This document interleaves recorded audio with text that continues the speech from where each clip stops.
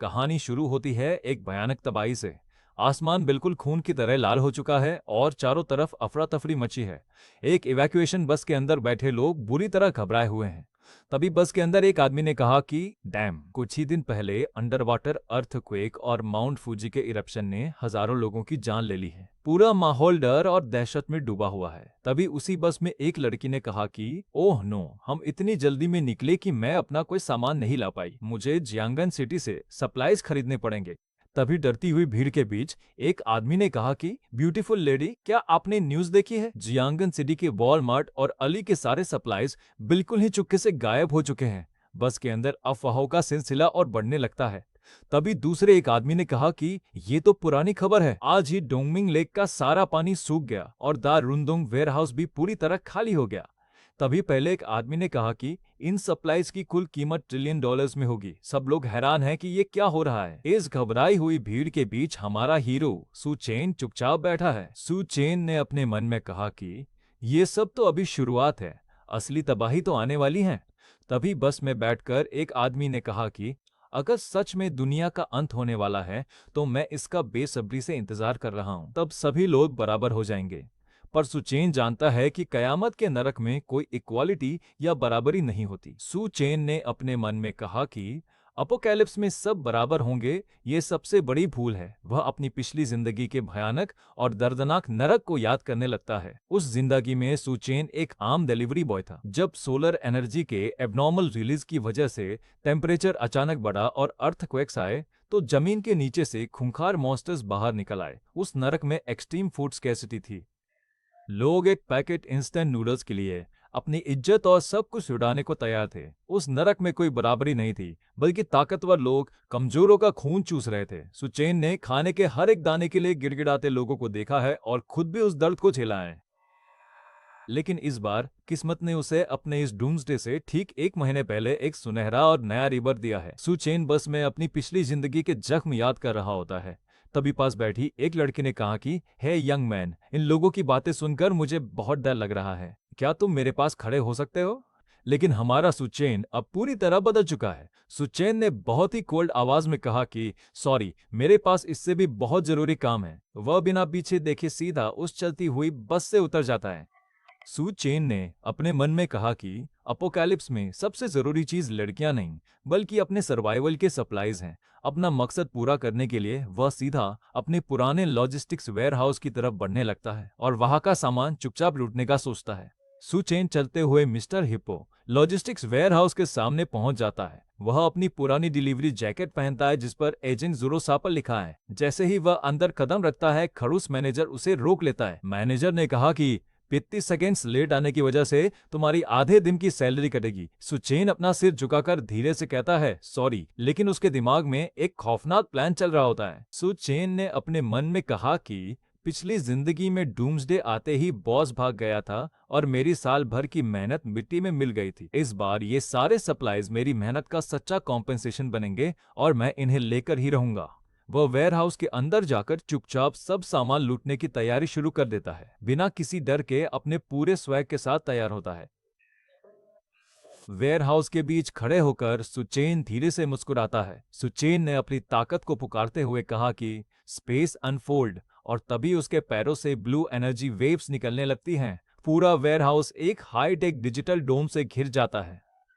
सुचेन के सामने एक होलोग्राम स्क्रीन खुलती है और उस पर लिखा आता है कि rice cooking oil meat detected automatically storing. देखते ही देखते वेयरहाउस की ऊंची शेल्फ्स पर रखा टन सामान गायब होने लगता है। लोग जो बस में सप्लाईज गायब होने की अफवाहें सुन रहे थे, वह कोई और नहीं बल्कि खुद हमारा हीरो सुचेन ही कर रहा था। उसने पहले ही 2 बड़े फ्रेशवाटर लेक्स को सुखा दिया था और डूम्सडे में तबाह होने वाले कई शहरों के वेयरहाउस को अपने स्पेस में स्टोर कर लिया था। अब उसे रोकना बिल्कुल नामुमकिन है और उसकी अपनी ताकत सबसे अलग है। सुचेन का स्पेशल स्पेस कोई आम स्पेस नहीं है। ये 10,000 मीटर्स लंबा, चौड़ा और ऊंचा डिजिटल डायमेंशन है जहां समय बिल्कुल रुका हुआ है। इसका मकसद है कि खाना हमेशा फ्रेश रहेगा, चाहे कितने भी साल गुजर जाएं। जब सुचेन स्पेस के अंदर फ्लोटिंग ब्लू बबल्स में तैरती ताजी मछलियों को देखता है तो खुशी से उसके सारे आंसू निकल आते हैं। सुचेन ने रोते हुए कहा कि फाइनली मुझे इस जिंदगी में मिट्टी और कीड़े नहीं खाने पड़ेंगे। उसके सामने डिजिटल इन्वेंट्री बोर्ड पर साफ दिखता है कि वो कन्वीनियंस फूड स्टोर कर लिए। अब वह चैन की लंबी सांस ले सकता है क्योंकि वह इस दुनिया का सबसे अमीर, सबसे बड़ा और सबसे ताकतवर इंसान बन चुका है और अब वह इस पूरी तबाही में सबसे आगे निकल गया है। तभी अचानक वेयरहाउस के बड़े डबल डोर्स खुलते हैं। मैनेजर और कुछ लेबर एजेंट्स अंदर आते हैं। मैनेजर ने गुस्से में कहा कि चलो सामान बाहर निकालने में मदद करो, लेकिन जैसे ही उनकी नजर खाली फ्लोर पर पड़ती है उनके होश उड़ जाते हैं। एक एजेंट ने कहा कि मैं सच में हेलुसिनेट कर रहा हूं। मैनेजर ने घबराते हुए कहा कि डैम, यहाँ का सारा सामान कहाँ गया? मैं तुमसे पूछ रहा हूँ। तभी सुचैन बिल्कुल स्वैग के साथ उनके सामने आता है। उसके हाथ में नीली पोर्टल चमक रही होती है। सुचैन ने मुस्कुराते हुए कहा कि ओहो, वो सारा सामान तो मैंने ले लिया है। वेयरहाउस के अंदर का माहौल अब बेहद गर्म हो चुका है। सुचेन ने जैसे ही कहा कि उसने सारा सामान ले लिया है तो खड़ूस मैनेजर का गुस्सा आवा पावा हो गया। मैनेजर ने गुस्से में चिल्लाते हुए कहा कि कमीने, तूने ये कैसे किया? इसको पकड़ो मेरे लिए। उसने अपने असिस्टेंट्स को इशारा किया कि इस लड़के को तुरंत पकड़ो, लेकिन हमारा हीरो सुचेन बिल्कुल शांत खड़ा रहा। उसके चेहरे पर एक मजाकिया मुस्कान थी। सुचेन ने हंसते हुए कहा कि सही कहा, अब से मुझे कभी देरी नहीं होगी। वो अब इस नौकरी से और इस खड़ूस मैनेजर से हमेशा के लिए आजाद हो रहा था। तभी सुचेन के पीछे एक अजीब सी नीली और सफेद रोशनी चमकने लगती है। वह रोशनी विशाल डिजिटल पोर्टल या लाइट क्रैक थी जो हवा में अचानक खुल चुकी थी। सुचेन बिना किसी डर के उस चमकती हुई पोर्टल की तरफ बढ़ने लगता है। जाने से पहले सुचेन ने मुस्कुराते हुए हाथ हिलाया और कहा कि अलविदा, और वह उस वर्टिकल पोर्टल के अंदर अपना कदम रख देता है। ये अचानक होता देखकर मैनेजर का एक असिस्टेंट बिल्कुल दंग रह जाता है। एक असिस्टेंट ने हैरानी से अपना सिर खुजाते हुए कहा कि है, वह समझ ही नहीं पाता कि ये क्या चल रहा है। एक असिस्टेंट ने घबराते हुए चारों तरफ देखते हुए कहा कि वाह, कहाँ गया? तभी मैनेजर ने बहुत ही डरी हुई आवाज में घबराते हुए कहा कि गायब। अब इस विशाल और खाली वेयरहाउस में किसी को भी अब कुछ समझ नहीं आ रहा है। वेयरहाउस के बाहर एक बिल्डिंग की ग्लास विंडो पर अचानक वही नीली रोशनी चमकती है। सुचेन हवा में उल्टी तरफ से उस पोर्टल से बाहर निकलता है और बिल्कुल एक निंजा की तरह एक पैर पर खड़े होकर जमीन पर लैंड करता है। अपने कपड़े साफ करते हुए सुचेन ने ठंडे दिमाग से कहा कि ये मेरी दूसरी ताकत है, स्पेस जंप। 3 मीटर के दायरे में टेलीपोर्ट करने के काबिल, यानी वह 3 मीटर के दायरे में कहीं भी अचानक टेलीपोर्ट हो सकता है। वह अपना पुराना डिलीवरी जैकेट निकालता है और उसे हवा में उछाल देता है। सुचेन ने मुस्कुराते हुए बड़े स्वैग के साथ कहा कि बिना किसी खर्च के शॉपिंग मिशन पूरा हुआ। अब उसका पहला बड़ा मकसद पूरा हो चुका था और वह सबसे बड़ा अमीर बन चुका था। अब तो उसे इस दुनिया में अब कोई भी नहीं रोक सकता है। सुचेन आगे बढ़ने लगता है। तभी उसके फोन पर एक तेजी से वाइब्रेशन होता है। उसके स्क्रीन पर एक भयानक न्यूज नोटिफिकेशन आती है जिसमें धरती के अंदर बहुत ही अजीब और तेज हलचल होने की बात लिखी थी, लेकिन सभी से शांत रहने की गुजारिश कर रही है। नोटिफिकेशन को देखकर सुचेन ने धीरे से कहा कि सरकारी बयान सिर्फ डर को रोकने के लिए है। क्या उन्हें पता है कि अंत आने वाला है? वह समझ जाता है कि सरकार असलियत छुपा रही है। तभी अचानक उसके फोन पर एक कॉल आने लगती है और स्क्रीन पर लिखा आता है जियांग शियाओकियान। जियांग शियाओकियान कोई नहीं बल्कि उसकी पिछली जिंदगी की धोखेबाज गर्लफ्रेंड थी। जियान शियाओकियान का नाम स्क्रीन पर देखते ही सुचेन ने ठंडी सांस लेते हुए कहा कि ये तो वही है, और वो बिना किसी देरी के उसे तुरंत उठा लेता है। फोन उठाते ही दूसरी तरफ से चिल्लाने की आवाज आती है। जियान शियाओकियान ने गुस्से में लाल पीली होकर चिल्लाते हुए कहा कि सुचेन, तुमने सच में मेरे साथ गायब होने का खेल खेला। तुमने तो रियल एस्टेट एजेंट के साथ घर बेचने के लिए भी डाल दिया। क्या तुम्हें लगता है कि घर बेचने के बाद तुम्हें कोई ऐसी लड़की मिलेगी जो तुम्हारे साथ रहना चाहेगी? एक मर्द के रूप में तुम्हारी जिम्मेदारी का क्या? हालांकि मुझे तुम्हारे घर से कोई मतलब नहीं है, पर मैं फिर भी एक औरत हूँ। अगर तुम मुझे घर तोहफे में नहीं दोगे तो मैं तुम्हारे साथ सुरक्षित कैसे महसूस करूंगी? सुचेन ने बिल्कुल बिना किसी डर और घबराहट के एकदम कोल्ड और शांत आवाज में कहा कि कुछ और कहना है। सुचेन का यह सवाल सुनकर जियांग सियाओकियान का गुस्सा और बढ़ जाता है। जियांग सियाओकियान ने गुस्से में चिल्लाते हुए कहा कि यह कैसा रवैया है? मैं तुम्हें एक और मौका दे रही हूँ। अभी वापस आओ और इसका मालिकाना हक मेरे नाम पर ट्रांसफर करो, नहीं तो मुझसे शादी करने के बारे में सोचना भी मत। सुचेन के चेहरे पर ठंडी मुस्कान आती है।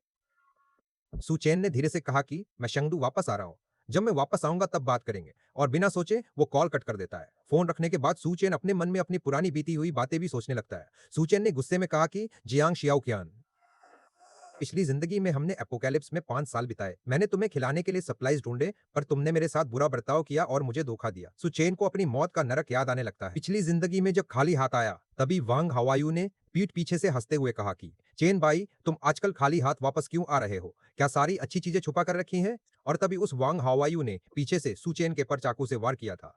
सु चेन खून के आंसू रोते जमीन पर गिर गया। तभी वांग हाओयू ने हंसते हुए बेड पर बैठी जियांग शियाओ कियान से कहा कि ये अब किसी काम का नहीं रहा तो हम दोनों। और तभी जियांग शियाओ कियान ने कहा कि ऐसा मत सोचो कि मुझे नहीं पता तुम क्या सोच रहे हो। अगर ये मरा है तो अपनी नाकाबिलियत की वजह से मरा है।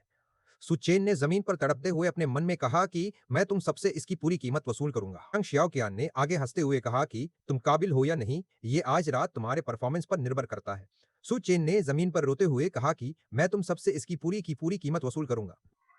मैं तुम सबको छोड़ूंगा नहीं। अब सुचेन अपने गुस्से पर काबू पाता है और अपनी मुट्ठी को ढीला करता है। सुचेन ने धीरे से कहा कि उफ़े बची हुई सारी चीजें सिर्फ पैसों से ही खरीदी जा सकती हैं। लेकिन पहले हमें यह अच्छे से सोचना होगा कि पैसे कैसे लाए। वह तुरंत real estate agent manager Liu को कॉल लगाता है। फोन उठाते ही सुचेन ने मैनेजर लियू से कहा कि हेलो मैनेजर लियू, मैं अपना घर आधी कीमत पर बेचने के लिए तैयार हूं, लेकिन मुझे कैश चाहिए और अभी चाहिए। मैनेजर लियू ने फोन पर खुश होकर कहा, मैं अभी तैयारी करता हूं। सुचेन ने आगे कहा कि मुझे ये कैश अभी चाहिए, क्योंकि उसे जल्द से जल्द पैसे चाहिए थे ताकि बचा हुआ सामान खरीद सके। मैनेजर लियू तुरंत इस सस्ते सौदे पर राजी हो जाता है और उन्हें मिलने के लिए अपने ऑफिस बुलाता है। सु चेन बिना किसी देरी के एक टैक्सी में बैठता है और सीधा ड्रीम रियल एस्टेट के ऑफिस पहुंच जाता है। टैक्सी से उतरते ही वहां सामने जियांग शियाओ कियान पहले से ही खड़ी थी और उसके हाथ गुस्से से बंधे हुए थे। सु चेन को देखते ही जियांग शियाओ कियान ने गुस्से में चिल्लाते हुए कहा कि सु चेन, तुम्हें पता है मैं कब से तुम्हारा इंतजार कर रही हूँ। लेकिन हमारा हीरो सुचेन अब पूरी तरह बदल चुका था। सुचेन ने बिना उसकी तरफ देखे कोल्ड आवाज में कहा, हटो रास्ते से। सुचेन बिल्कुल चुपचाप खामोश था और अब आगे बढ़ने लगा है। सुचेन उसे इग्नोर करके सीधा अंदर जाने लगता है।